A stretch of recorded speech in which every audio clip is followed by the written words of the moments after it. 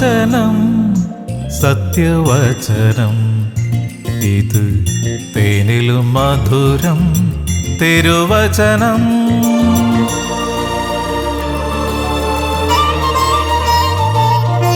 വചനം സത്യവചനം, ഇത് തേനിലും മധുരം തിരുവചനം. പ്രാണനെ തണുപ്പിക്കും ജീവന്റെ വചനം. വചനം സത്യവചനം, ഇത് തേനിലും മധുരം തിരുവചനം.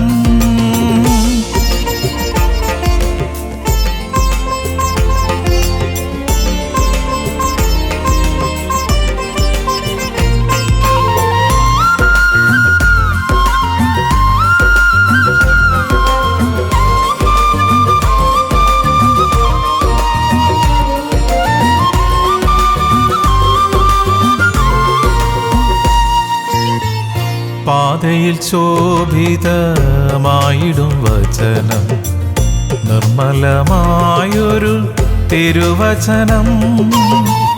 പാതയിൽ ശോഭിതമായിടും വചനം, നിർമ്മലമായൊരു തിരുവചനം. കാലിനു ദീപമായി തീരുമി വചനം, രക്ഷയേകിടുന്ന ദിവ്യമാം വചനം. കാലിനു ദീപമായി തീരുമി വചനം, രക്ഷയേകിടുന്ന ദിവ്യമാം വചനം. വചനം സത്യവചനം, ഇത് തേനിലും മധുരം തിരുവചനം. വചനം സത്യവചനം, ഇത് തേനിലും മധുരം തിരുവചനം. Praise the Lord. ഇന്നത്തെ അനുദിന വചനം ആറ്റിറ്റ്യൂഡ് ഓഫ് ദ ഹാർട്ട്, ഹൃദയത്തിന്റെ മനോഭാവം. 2 ദിനവൃത്താന്തം 25 അധ്യായം അതിന്റെ 1-2 വാക്യങ്ങൾ. 2 Chronicles chapter 25 1 and 2 verses. Amaziah was 25 years old when he began to reign, and he did that which was right in the sight of the Lord, but not with a perfect heart. അമസ്യാവ് വാഴ്ച തുടങ്ങിയപ്പോൾ അവന് 25 വയസ്സായിരുന്നു. അവൻ 29 സംവത്സരം യെരൂശലേമിൽ വാണു. അവൻ കർത്താവിന് പ്രസാദമുള്ളത് ചെയ്തു, ഏകാഗ്ര ഹൃദയത്തോടെ അല്ലദാനം. ആമേൻ. പരിശുദ്ധാത്മാദൈവമേ, അവിടുന്ന് ഞങ്ങളെ പഠിപ്പിക്കണമേ. അവിടുത്തെ വചനം പറയുന്നു, ദൈവത്തിൻ്റെ ആത്മാവിനാൽ സകലരും പഠിപ്പിക്കപ്പെടുമെന്ന്. ഞങ്ങളെ പഠിപ്പിക്കുന്നതിനായി സ്തോത്രം, അനുഗ്രഹിച്ചതിനായി നന്ദി. യേശുവിൻ നാമത്തിൽ തന്നെ ആമേൻ. ഹൃദയത്തിൻ്റെ മനോഭാവം. ദൈവം നമ്മുടെ ഹൃദയം ആവശ്യപ്പെടുക എന്നതുകൊണ്ട് അർത്ഥമാക്കുന്നത് നമ്മുടെ വ്യക്തിത്വം, സ്വഭാവം, ശരീരം, മനസ്സ്, വികാരം എന്നിവ എല്ലാമാണ്. ഹൃദയം എന്നതുകൊണ്ട് അർത്ഥമാക്കുന്നത് മനുഷ്യൻ്റെ യഥാർത്ഥ വ്യക്തിത്വമാണ്. ഒരിക്കലും നമ്മുടെ യഥാർത്ഥ നേത്രങ്ങളാൽ കാണപ്പെടുന്ന മുഴു ശരീരമല്ല. 2 ദിനവൃത്താന്തം 25 1-2 വാക്യത്തിലും നാം ഏകാഗ്ര ഹൃദയത്തോടെ കർത്താവിന് പ്രസാദമുള്ളത് ചെയ്യാത്ത ഒരു രാജാവിനെ കാണുവാൻ കഴിയുന്നു. അമസ്യാവ് കർത്താവിന് പ്രസാദമുള്ളത് എല്ലാം ചെയ്തു, എന്നാൽ ഇവയെല്ലാം താൻ ചെയ്തത് തെറ്റായ മനോഭാവത്തോടെയാണ്. അതുകൊണ്ട് നാം വായിക്കുന്നു, ദൈവം അവനിൽ പ്രസാദിച്ചില്ല. ഇത് ആര് ചെയ്താലും ദൈവത്തിൻ്റെ മുൻപിൽ പ്രസാദമുണ്ടാകത്തില്ല.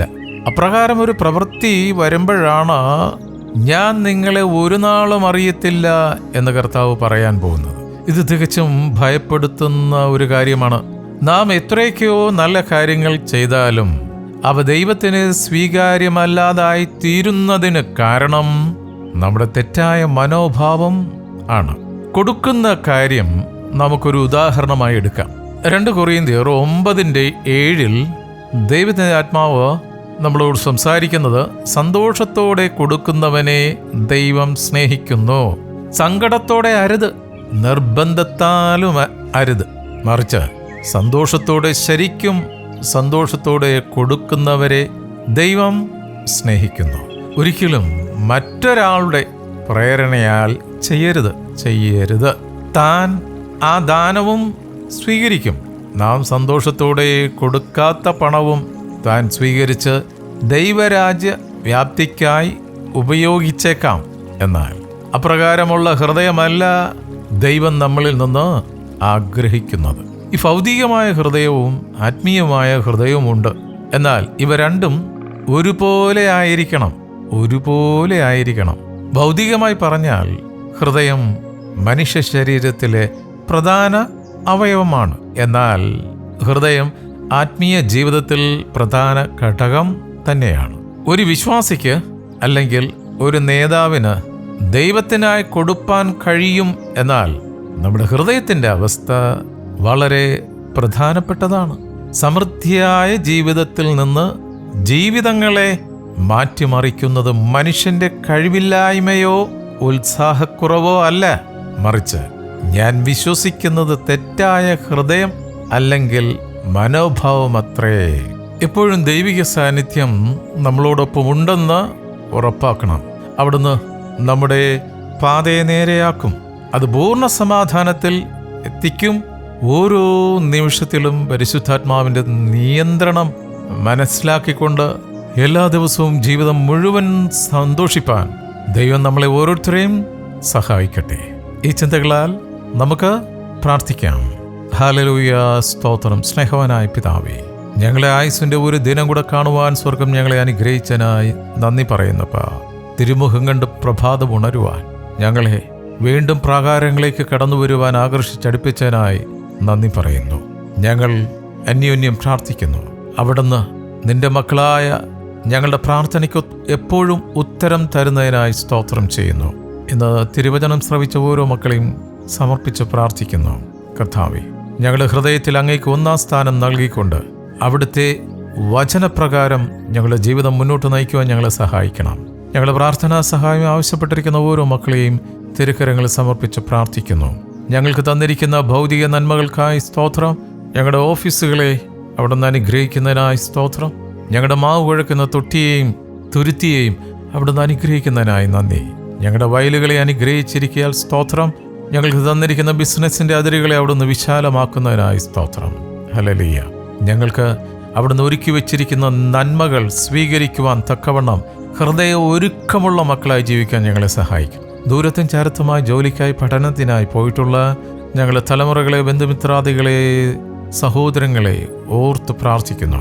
ദൈവമേ, നിന്റെ മക്കളായിരിക്കുന്ന ഇടങ്ങളിൽ സ്തോത്രം, ലോകത്തിന് അനുരൂപരാകാതെ മനസ്സുവതിക്ക് രൂപാന്തരം പ്രാപിക്കുന്ന വിശുദ്ധ വർഗമായി തന്നെ വേറിട്ട് നിൽക്കുവാൻ മക്കളെ സഹായിക്കണം. സ്കൂളും കോളേജിലും പഠിക്കുന്ന കുഞ്ഞുങ്ങളെ സമർപ്പിച്ച് പ്രാർത്ഥിക്കുന്നു.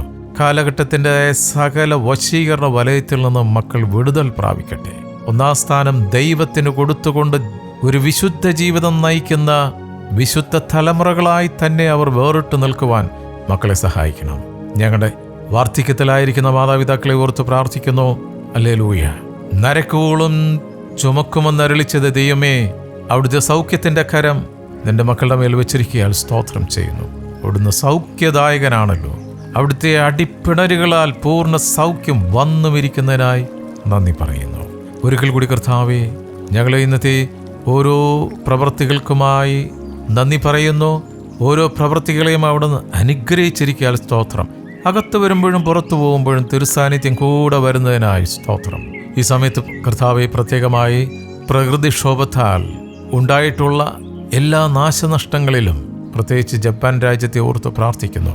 ഹല്ലേലൂയ. ഈ വർഷത്തിൽ കർത്താവെ, ഇത്തരത്തിലുള്ള സംഭവങ്ങൾ ഞങ്ങൾ കേൾക്കുമ്പോൾ വചനത്തിലൂടെ അവിടുന്ന് ഞങ്ങളോട് സംസാരിക്കുന്നത് അവിടുത്തെ വരവ് എത്രയധികം അടുത്തിരിക്കുന്നു എന്നുള്ളതാണ്. കർത്താവെ, ഭയപ്പെട്ട് പുറകോട്ട് പോകാതെ ദൈവമേ, അപ്രകാരമുള്ള സംഭവങ്ങൾ കേൾക്കുമ്പോൾ അവയെല്ലാം ഏറ്റെടുത്ത് പ്രാർത്ഥിക്കാനുള്ള ധൈര്യവും ശക്തിയും ഞങ്ങൾക്ക് നൽകുന്നതിനായി സ്തോത്രം. ദുരിതത്തിലായിരിക്കുന്ന ഞങ്ങളുടെ സഹോദരങ്ങളെ ഓർത്ത് പ്രാർത്ഥിക്കുന്നു. ദൈവമേ, അവിടുത്തെ അത്ഭുതത്തിൻ്റെ കരം പ്രവർത്തിക്കണമേ. പ്രകൃതിയുടെ നിയന്ത്രണം അങ്ങയുടെ കയ്യിലാണല്ലോ കർത്താവേ.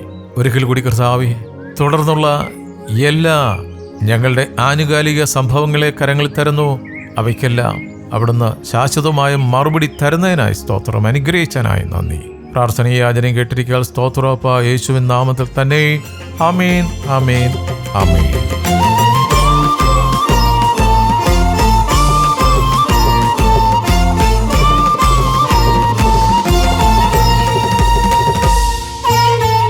നിത്യമാം ശക്തി പകർന്നിടും വചനം, ആത്മഫലങ്ങളാൽ നിറച്ചിടും വചനം.